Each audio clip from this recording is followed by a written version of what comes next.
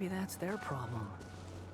All right, welcome to part three. If you watch part one and part two, thank you and I appreciate it. I'm glad that you like it enough that you're continuing to watch the third part. And if you're new, welcome to my channel where I plan to play a lot of different PS5 plus games playthrough. I'm just doing a little test run with Genshin Impact where I'm creating a mini few part series, kind of going over the game as well as just practicing editing and yeah, recording while playing. So part one, part two was kind of introduction plus a little bit of a gameplay of Genshin Impact, and then in part three, which is this one, I plan to showcase my account. So without further ado, let's jump into it. To begin with, I am AR60. As I mentioned in my previous videos, I've been playing for a couple of years. I think I started in December of 2020, and now it's December of 2022. So yeah, pretty much 2 years that I've been playing Genshin Impact. So I am AR60. So any experience I get is just turned into Mora now, which is not bad. It's always good to have more Mora for extension of material, characters, and purchasing of stuff. So that's out of the way.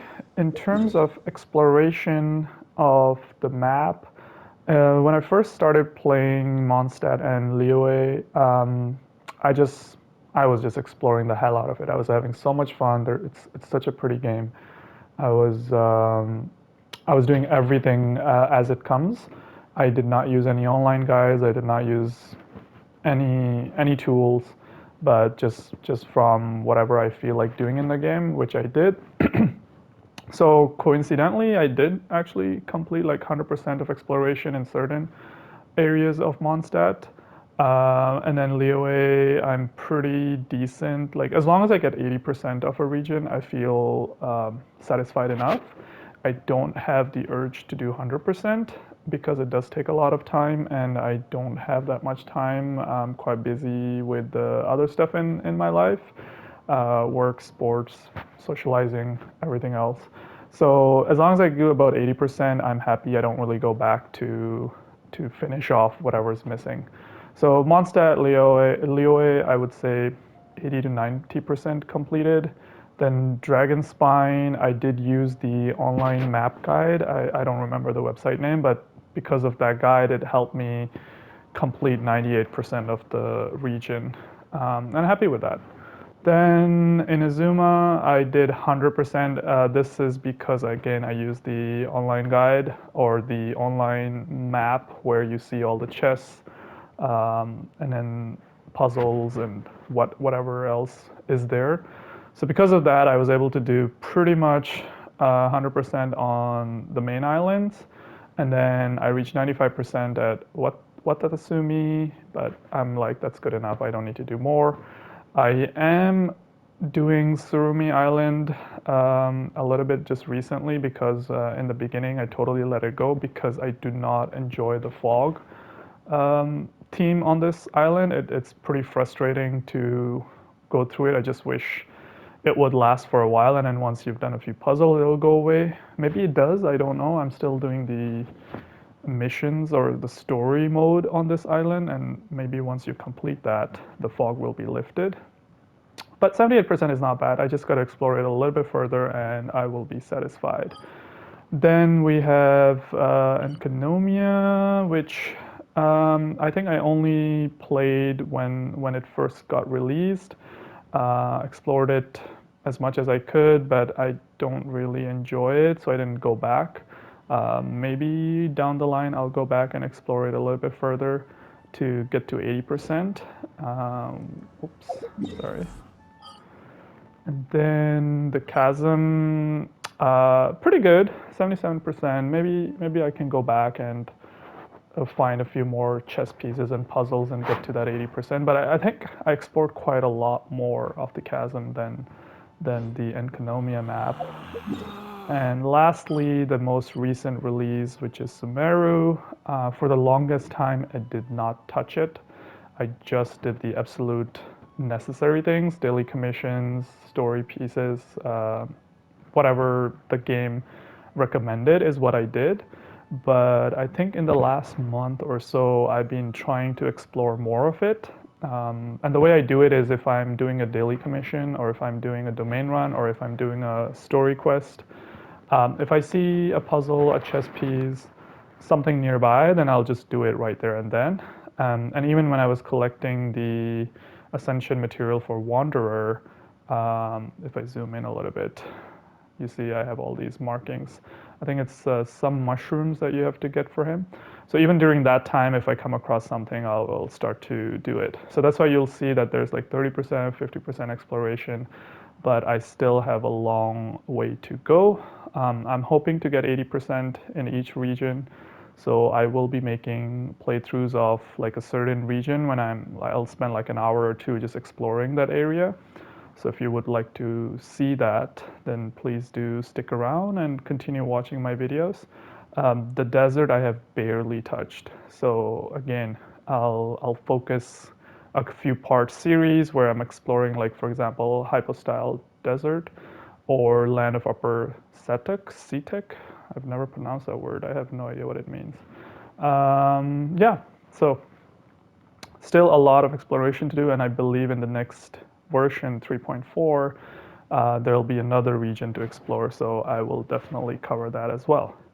So all in all, I have done a lot already as a veteran player, so I think it's not too bad. Okay, so I guess after the AR level exploration, we can jump right into the characters, because that will be the biggest part of the video.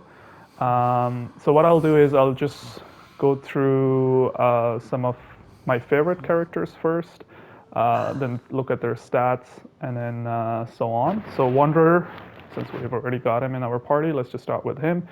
I just recently got him, of course, since his banner just got released, duh.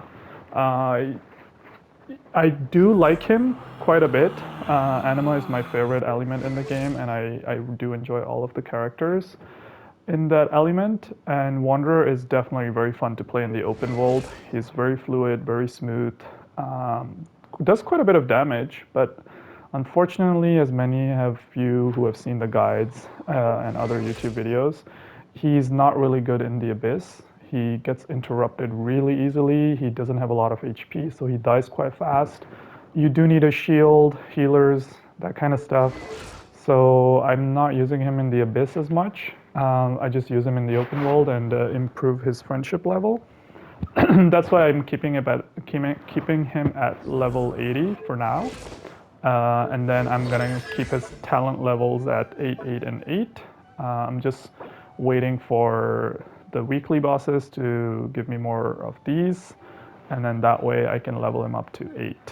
I am using the Verdescent set on him because I do not have the time or the resin to farm the new domain yet.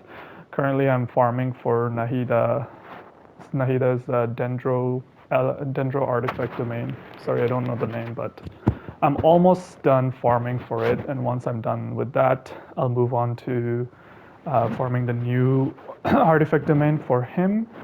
And if I do get some good pieces, then I may level him up to 90 and potentially triple crown him. But until then, I'll just keep him at level 80 and triple 8 talent levels. For the weapon, I'm using Witsit because, again, as I mentioned in my previous videos, I'm a free-to-play with Welkin Moon as the only thing that I purchase. So I don't have a lot of Primon gems to get the 5-star weapons. Plus, I was not sure how much I would like him, so I didn't want to invest too heavily. And as many of you know, Witsit is a pretty good set on him. So to look at the stats, he does have quite a bit of damage for a what's the word here? What's this weapon called? Catalyst. Sorry, completely had a brain fart there. For a catalyst user, the attack damage is pretty decent. My overall stats: 75 crit rate, 175 crit damage, pretty decent. He doesn't need a lot of energy because his Q is not that strong, but even at 122%, I believe I I get every second rotation I have his ulti up, so it's not bad. And then I have the Sands as the Anemo piece, so I got bonus Anemo damage on him. It's not bad. I do enjoy him. He's definitely one of my favorites in the last few months, so I am playing with him a lot. I'm not going to go into details with Barbara. I just use her for healing as well as damage boost to my Wanderer when I switch to him. That's pretty much it. Official is still one of my favorites, I gotta say, but in the beginning when I was first starting, she was my main DPS. I really enjoyed her normal attack playstyle. I didn't do physical damage. Most people go physical damage with her. I didn't feel the need for it. I just went pure like crit build, and yeah, I still use her to date. She's really good with Dendro, other elements. She has really good damage on Oz. And the way I have built her, I don't even remember, to be honest. It's been a while. I created another I never universe went. and founded paradise. For I, Okay, Fischl, and the Prinzessin de sorry. I'm letting the princesses finish her speech. Yeah, so I think I've kept her stats, artifacts, weapon for the longest time. Like I never went back to adjust anything. Um, I just don't feel like it's necessary. She got a good 1 to 2 crit rate to crit damage balance, decent energy recharge, and then electro. Oh wait, I had physical on her. Okay, great. Maybe I should go back and change it to electro since I only use her as off-field damage now, using her Oz and ulti. So maybe I should go back and change it. For the artifact, oh sorry, let's just do the weapon first. It's just the Black Cliff Warbow. Again, I think I did this because in the past I was using her as the main DPS, and I never went back to change it because I just don't feel the need to. She does decent damage, despite being off-field. For the artifacts, I just wanted to boost her damage and elemental bursts because as a main DPS, I was using both of them quite often. I'm sure if I just use Noblesse Oblige 4-piece or maybe another support set, she will be better. Maybe you guys can tell me how should I build her to be a better off-field DPS than she currently is, and then I can do that. For constellations, I am C6 with her. I mean, I got her to C6 pretty early in the game, to be honest. So that was not a problem. That's why she's one of the strongest support characters I have as well, because I've got all her constellations. Talent levels, of course, both her E and Q, I have brought it up to level 9. And then the other 3 levels were from her constellations. I can crown her, but I think I'm gonna save my crowns for all 5-star characters. Although I have like 10 left, so if I do want to, I can do it, but I just feel like they are already doing like a crazy amount of damage. It's not gonna make a big difference by just leveling her up one more time. So that's Official. Nahida, everybody's favorite, including myself. Like I just absolutely love her kit, her playstyle. Huge damage booster, super fun to play with thanks to the new Dendro reactions.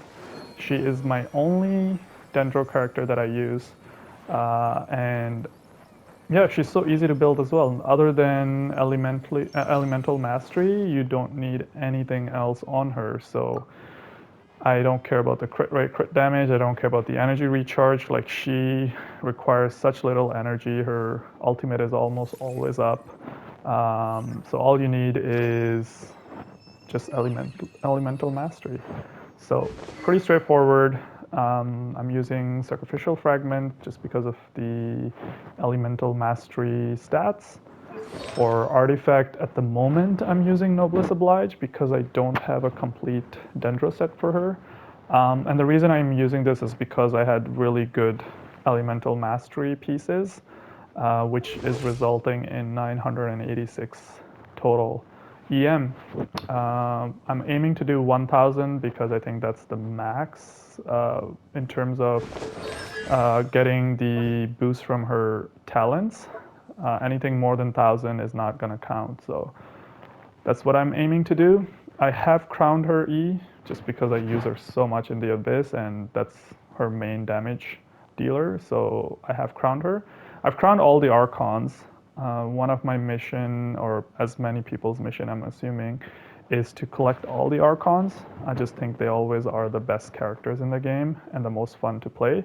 So far, all of them have been amazing, and I have crowned 3 of them. I didn't crown Venti just because I got Kazuha, which I triple crowned. So then I didn't crown Venti in that case. So great character, definitely my top 3 at the moment. So I have her in the party pretty much all the time. Let's move on to the Geo Archon, the good old Zhongli.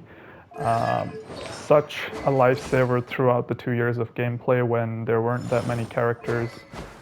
Using his shield was lifesaver in so many scenarios.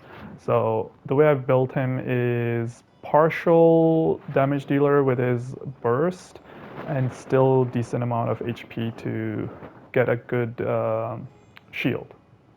So nothing crazy in terms of stats, but good enough to do about 50k damage with his ultimate, and I think that's pretty good since it's a really easy one to regenerate. It has a low energy requirement, so doing those 50k damages every here and there is pretty useful. That's why I have given him a more attack-based weapon as opposed to a support base, just to get his crit rate up for that ultimate to crit as often as possible. I think this is refinement 2, yeah, because back in the day, this is from Battle Pass. So when I first started playing the game for the first 6 to 7 months, I was buying Battle Pass, and then since then I've only bought Welkin. So because of that, I do have all the Battle Pass weapons, and I think a couple of them have refinement 2, whereas everybody else is level 1. For artifacts, pretty straightforward since I'm building him for shield plus damage with his burst. I got 2 tenacity and 2 noblesse for boosting the respective talent. I have no constellations in him because I never roll on the rerun. I'm more interested in getting new characters than making my existing ones stronger. Talents, I have crowned the ultimate, but I've kept the rest, or the E to level 8 because that's already so strong that you don't need any more shield absorption, like ever. So saving the crown for something else, I think level 8 is pretty good enough.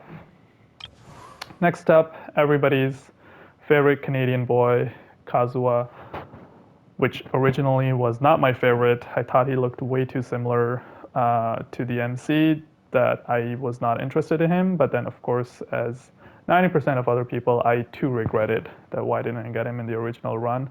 And then it took them a year to rerun him, where I, of course, had to get him. And when I did, I just enjoyed the game so much more. He is so fun, so fluid, provides so much value as a support. So yeah, I don't need to go into details. You know how strong he is. I'll just go into his stats. Yeah, so he is very energy based build / EM. So I do have decent amount of EM on him, 754, and then 180% energy recharge, mostly because of the weapon. But I'm not too worried about the crit rate to crit damage ratio. I feel like 40 to 90 is pretty decent. Occasionally it will crit and does quite a bit of damage. So I'm happy with that. And then he should have an anemo. Oh no, sorry, I'm building him as EM, so he doesn't have the anemo piece. Weapon, I'm using Favonius since he is the ultimate support. I want him to provide energy to the rest of the team. I think this is definitely one of the best in the slots. I could change it to an EM, but because of Nahida, I feel like she is a better EM provider to the rest of the team than him. So for him, I think building energy for the rest of the team is much more valuable. No surprise here. There's no other set that you can put on him, so 4-piece Verdescent set. And yeah. He's of course no constellation either. As I mentioned, I don't pull a banner, a rerun banner. I don't think he had a third rerun. He only had one rerun, and then that's it. So I don't think I will pull on him, as long as there are new interesting characters to get. Talents, triple crowned, was a very easy decision. I think I had him at triple eight for a while, and then I just realized I'm using him pretty much in every team in the Abyss. So might as well triple crown him, and I do not regret that at all. He has been monumental in getting me 36 stars, and I have been just loving it. So he is also one of my favorites. Xiao, my boy, back in the day, again, early 2021, I believe, when Ganyu, him, and Kaching had a triple banner run. Um, Everybody was getting Ganyu, and I was so tempted to get her because she was dealing so much damage back in the day when there weren't that many characters. But I had to resist. I didn't have enough primos, and I was like, I need Xiao. After I've seen his YouTube video with the beta version, I loved the playstyle, loved the fast pace of his fighting style and ability. So I was like, I need him, I need him. Once I got him, I was super happy. Fastest triple crown to date, like definitely the first character that I triple crowned. And also the only character that I pulled on a rerun because I wanted C1 of his, because all the other constellations are pretty useless. But C1 I feel like is really helpful in generating a little bit more energy and doing a little extra damage. Especially I've crowned his E, so that helps. So what it does is it just gives him another charge for his talent. And then for artifacts, I just wanted to boost his attack because I do have, I believe, an animal piece on him. So he got the, because normally most people do two-piece Verdescent and then two-piece attack, but I think I changed it to just more on the attack side. And when I was playing, I noticed that he was doing a lot more damage than when I had him with two-piece Verdescent. For the weapon, I did pull on Staff of Homa because I think it's definitely one of the strongest, if not the strongest. What is the weapon called? God, I keep forgetting the name. Polearm. Yes. Strongest polearm in the game. Really helpful for him. He does have also one of the best stats on my characters. Level 90, 2300 damage. Stats wise, he's got 87 crit and 210% crit damage. I think that's really good for a DPS. He does, when I use his ulti and do plunge damage, he's doing like 55 to 60k damage in an AoE, which is pretty good. And I use him quite often, even to this date in the Abyss. Eula, I did level 90 her because in my previous videos I mentioned that when I accidentally pulled her, not accidentally, I should say I pulled her, I had a lucky pull with her where I did a 10 pull and I got her. Like I just got a 5-star in the previous version, and then when she launched, I just did a 10 pull and I got her in the first 10. I didn't want her, but after playing with her and how she helped me in the Abyss, I was so happy that I was like, I need to max her. She was getting me 32 to 34 stars in the Abyss back then, and she was my primary DPS in one of the teams. So that's why I maxed her out. And the weapon I'm using on her is the Battle Pass, just because I need more crit rate on her.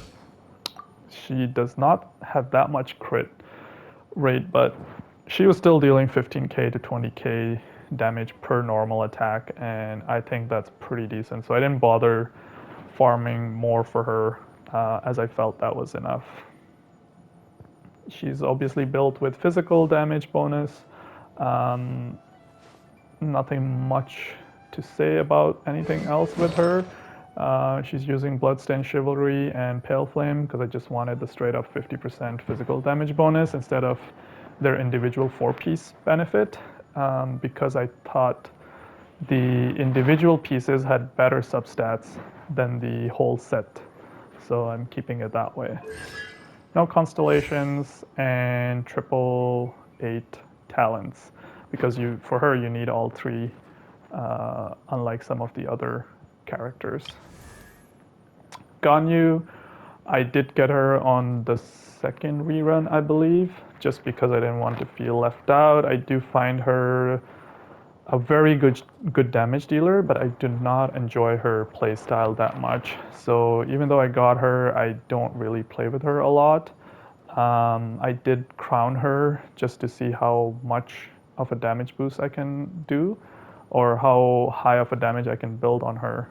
And it's pretty decent. I think 20k to 30k per charge attack, and those split arrows is there. So if I can put her in the right team that can boost more of her damage, then it can go up to 50k or so. So she does great damage. I just don't enjoy her that much.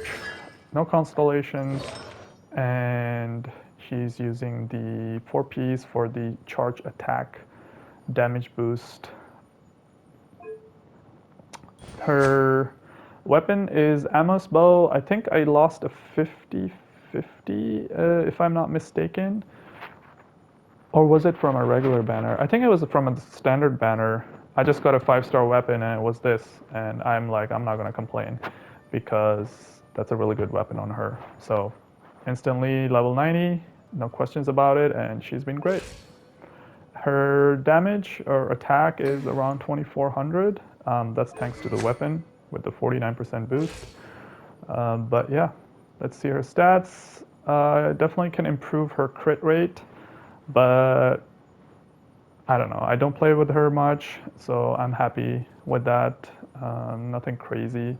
Again, I'm not showing these stats to boast. Like I'm just doing an overview of my characters as a relatively free to play with small spending player who's been playing for 2 years. Ayaka, yeah, I use her a lot. She's my definitely my DPS users in the Abyss. One of the DPS users, because freeze teams are so good in the recent Abyss floors. So I use her a lot. She has good stats. Don't worry about the crit rate being low because I'm using the. Blade embraces its duty. I forgot the artifact name, but that artifact boosts the crit rate. What is it called? Blizzard Destroyer. So I get the crit rate boosting from the 4-piece. So this 45 becomes 70 plus when the enemies are frozen, so it's not bad. And then the crit damage is decently high, 240. Anything above 200 in crit damage, I am very satisfied with because that's pretty much on the very high end. And she has the Sans cryo, so she has a cryo bonus as well since all her attacks are cryo. I did specifically pull for her weapon just because I was having so much fun with her and I was using her so much in the Abyss. So I told myself that, yep, I will definitely invest in her weapon. I think I got lucky. I won the first pity. I didn't lose the 50-50. So it was relatively fast and I'm very happy that I got it because then my Jade Cutter is used by Ayato, and then I can use this one on her. So that's Ayaka, Raiden Shogun. Again, all the Archons are just so much fun to play. Nahida, Zhongli, Raiden Shogun, all of them are my favorites, and I pretty much use them every time in the Abyss, just mix and match. And Raiden Shogun is no exception. I did have really lucky artifacts on her. And I'm planning to get her, what is it? Her weapon. I don't know what's the word. I'm not remembering it right now, but it's releasing in the next banner, and I'm planning to pull on that banner. Maybe I'll do a little video showcasing the pull. But I want her signature. That's the word. I want her signature weapon to just slightly boost her further. I think she's pretty decent as it is, as a main DPS. Most of the time I use her as main DPS. I don't use her as a sub DPS. And I use her in reaction teams. I don't use her in just attack damage. So that's why the crit rate is not that high and crit damage is not that high, because the focus is a lot on energy recharge and electro damage. and those are pretty decent on her. 250% is definitely like above average. Anything above 200 on her is pretty good. Her weapon, I mean, the catch is an amazing weapon without having to have her signature weapon yet. This has been a great alternative. This was part of the event where we got this banner, so it's Refinement 5. Nothing else to say, it's just an excellent weapon on her. No questions about the artifacts being used on her. Her signature artifacts that was made for her pretty much, which is the emblem set. And I will show you quickly some of my lucky pulls on her. For these sands, I got 24.9% crit damage, so I think I rolled the crit damage 3 times. For the feather, this one is standard. I didn't have any luck on this one. I think I got 4 rolls on this one in terms of crit damage, so it's 27.2. So I think it was 4 on this, 3 on this, and I think I got all 4 or 5.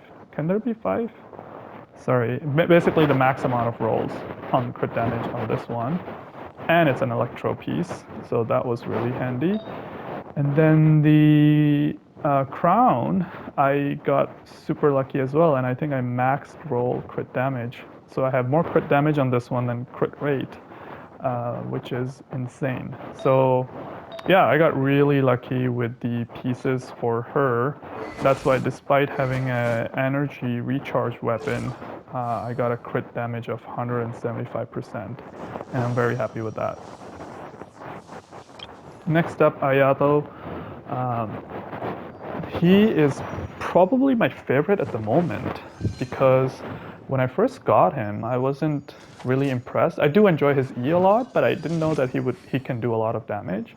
But thanks to the Dendro introduction and a lot of elemental reaction focused teams, he's starting to do crazy amount of damage in the Abyss, and he's just attacking so fast. So I think he is my main DPS at the moment on one side of the Abyss floors. And I do have probably the best crit rate to crit damage stats on him amongst all of them. Maybe Xiao would be the closest next. But I got 80% crit rate, 225% crit damage on him. Excellent ratio. He's critting pretty much all the time. Energy recharge is almost irrelevant on him. He's got such an easy recharge on his ultimate that you don't really need a lot of energy. And of course the Hydro damage bonus because all his attacks are infused in Hydro. I have Primordial Jade Cutter on him. I definitely intentionally pulled on this banner. I think it was in one of the weapon banners. Because I have so many sword users, Ayaka, Ayato, I wanted to pull on this one, and it can be used by pretty much any of the sword users. But it works great on Ayato because I do have a lot of HP on him as well. Well, I shouldn't say a lot, but decent amount. So that's giving him a bonus damage. And I often run him with another Hydro unit like Xingqiu or Yelan, and they provide another 25% boost to the HP, so adding to his damage. For artifacts, I won't go into the details, but I've got Hydro damage bonus, the Heart of Depth on him. Again, I think it's probably the best set for him, and luckily I've got great pieces. No constellations, and I did crown his E just because he is my main DPS at the moment, and then the Q is still at level 8. Yelan, amazing character. Did not realize her full potential in the beginning, but slowly starting to realize that she is an insane damage dealer. Sure, all of you already know that, but it took me a while to discover it. She's super fun, sub DPS, especially doing the damage off field. Just great for repositioning yourself with her E, use her Q, change character, and then just go ham.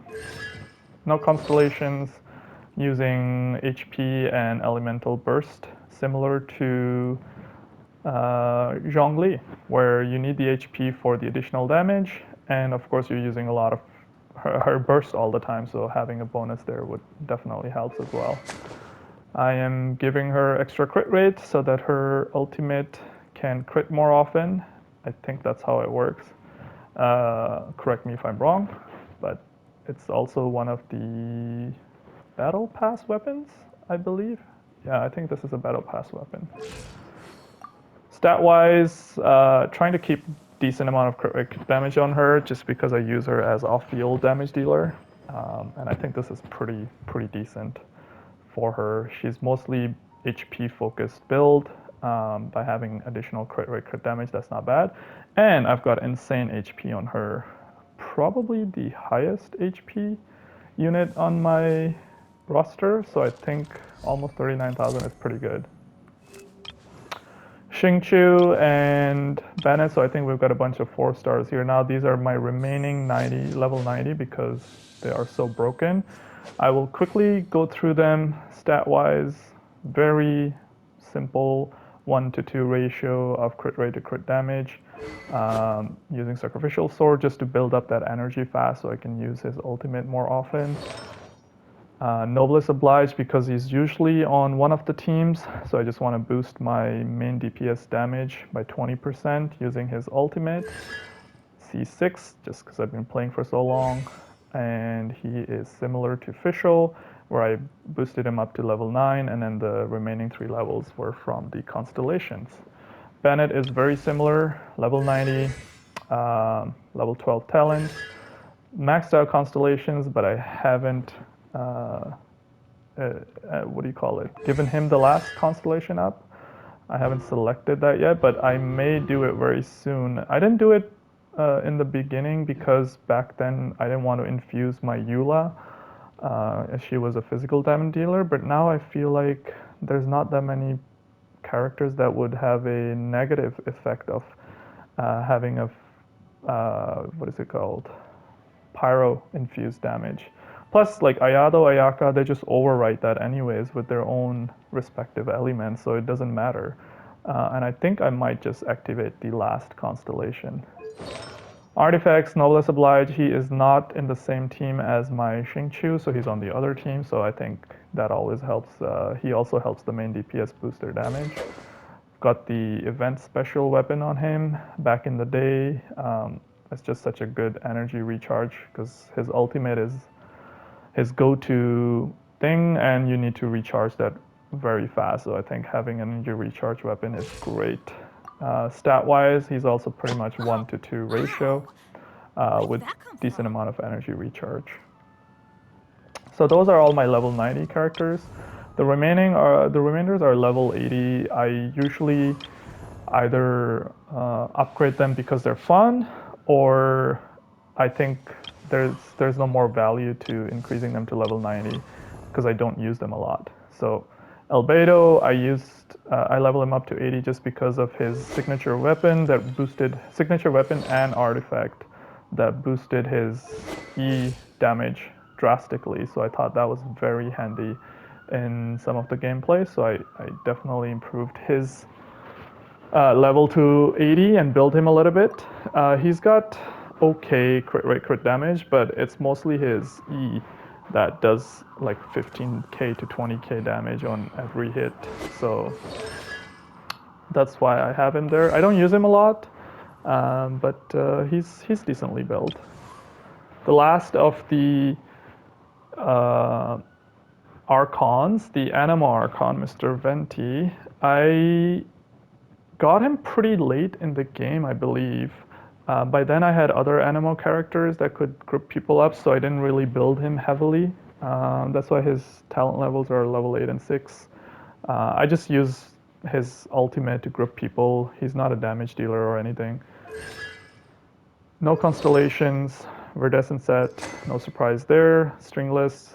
I do have him a slightly EM build, just because he does a lot of reactions in his ultimate. So crit rate, crit damage, is whatever it is. Like I didn't plan it this way. Whatever his pieces result in is what he has. I may have switched some of his pieces to Wanderer or Kazuha, so that's why it's kind of all over the place. So yeah, nothing special. Sino, I got him just because he's super cool. I think his kit, his playstyle is very unique. He's definitely a better 5-star Razor, and I loved Razor Ultimate back in the day, so I pulled him just because of his cool playstyle. He does decent amount of damage. I did try to build him a little bit, but I used him in the Abyss and I did not find it very handy, so I stopped kind of building him up any further. So I'm going to keep him at level 80, and I believe his talent levels are 88. Yep, that's good enough for now. He does have decent stats. Oh, holy hell, actually. He's almost at Ayato level, because I think Ayato had 83 and 221 or 223, and he's at 84 and 218. So as you can see, I did try to build him quite heavily, but I just don't think he does that much in the Abyss. He requires a lot of on-field time, and I think that's kind of the downside. I also pulled on his signature weapon. Again, I tried to invest in him because he's just one of the coolest characters, in my opinion. So I got his signature weapon as well. And for the artifact pieces, I am using Thundering Fury, and I did not farm this piece. I actually used the crafting table to basically purge all my other 5-stars to get these. And all of them are from there. I did not farm at all for this set. So yeah, that's my Sino. He's definitely up there. I can boost him a little bit further. I love the playstyle, but for now he's kind of benched for a little while as I'm playing with Wanderer. Anything after this is pretty much just a filler. Like, I used Razor in the very early days. He was my main DPS, so that's why he's built up to level 80. I used Diona as my healer and shielder in the Abyss back in the day, so that's why she's built to 80. None of them are damage focused, so the stats will be kind of all over the place. They're all supports. Xiangling, as much as everybody loves her, I don't use her a lot. She's got decent build on her, but I don't use her as much. Kuki I do use in the Abyss. I use her as an EM enabler, so she often is in the Hyper Bloom team. And I use her for healing and basically, yeah, her EM. Used Xiao back in the day for exploration. She just helps in moving from point A to point B much faster. So I build her up to level 70. Some of them are built up to level 70 just to get the rewards, which is the Acquaint Fate. That's why they're all up to level 70. I was the most lucky with Jean when it comes to losing 50/50s. As you can see, I have C2 on her, and that's because I've got her 3 times, so each time I lost 50/50, which is not that many actually. I've won most of my 50/50s. But whenever I lost 3 of them, maybe like I lost 5 to 6 times, and then 3 of them were Jeans. That's why I have them. Mona was my very first 5-star character, and I do not enjoy her playstyle, so I didn't build her much. But she was my very first 5-star character in the game.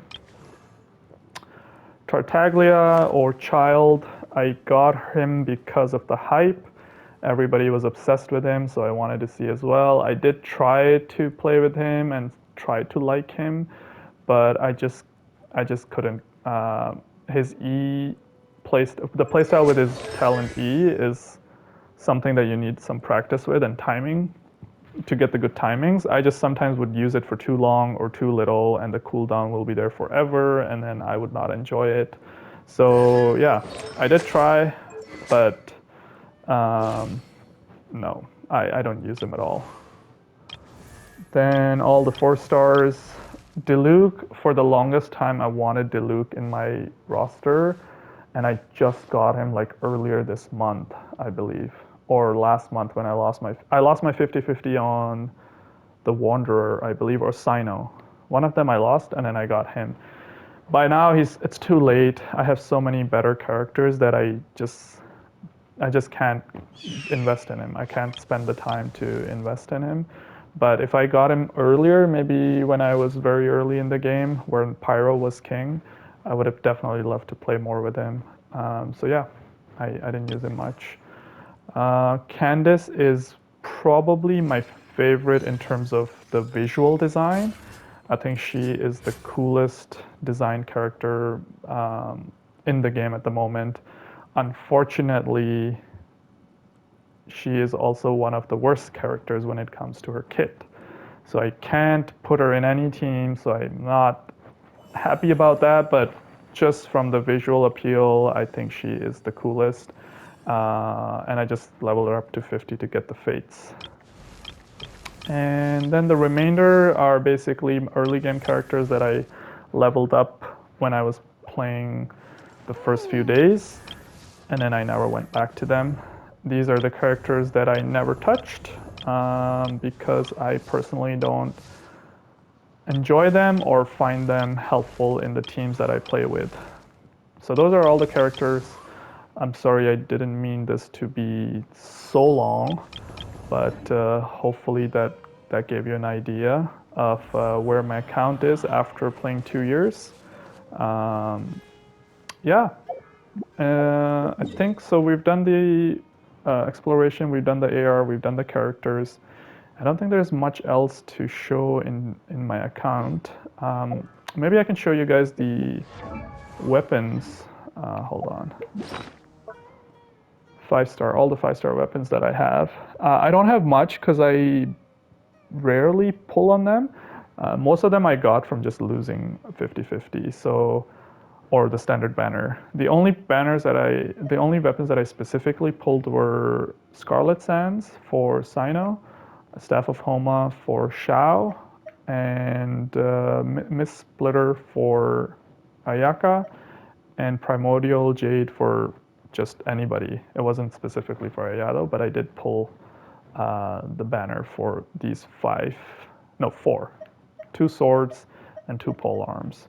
Everything else is basically either from the standard banner or I lost a 50-50.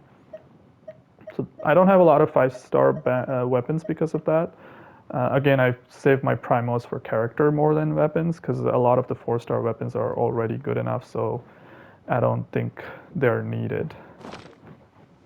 Okay, so I think that should be good enough. Let me know if I miss anything or if you want to see anything else in my account.